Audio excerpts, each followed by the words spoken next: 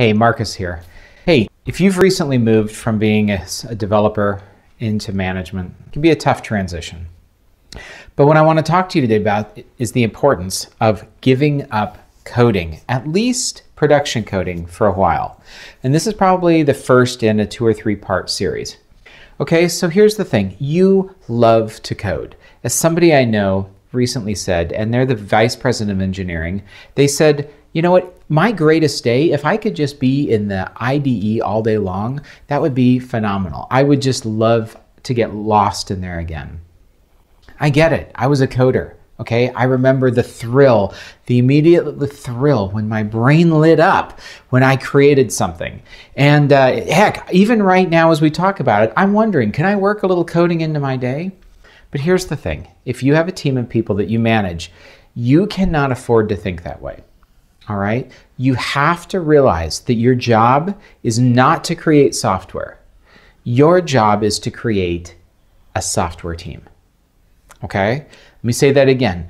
Your job is no longer to create software. Your job is to create a software team. And that means your work is human in nature. All right? That means that the people you spend time with, they're the actual medium you're going to work with. Now, I realize that you might have a boss that says, well, of course DevLeads still code. And you might work in an organization that doesn't take this approach. But the reality is that the thing when management gets hard, you're going to want to run back to your keyboard and you're going to want to dive back into the code unless you've set up some disciplines. Okay, so the first thing I want to challenge you with today, your first tip, is stop taking production coding tasks. All right, this is important. It doesn't mean you're never going to code again, and you need to set that fear of loss, that feeling of sadness behind you just for a minute. Because over this course, in the next few weeks, I'm going to talk to you about the great joys that come with managing people. But for today, you're going to feel a little bit of loss. So when I say to you, you don't do production code anymore, either some of you have already turned it off, or the ones that are you with me, I want to tell you why. All right? You're not going to take production code anymore because you're not a production coder. All right? That may sound crazy to say, but the reality is your job is to build that team. So here's the kind of coding tasks I think you should be looking for.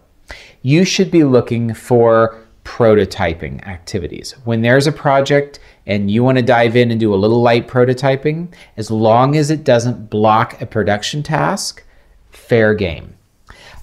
Unit tests, great. Go write some unit tests. Documentation, lead by example, but write some documentation.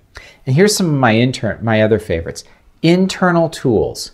And internal tools are one of my favorite things for development managers to work on. Now, here's why.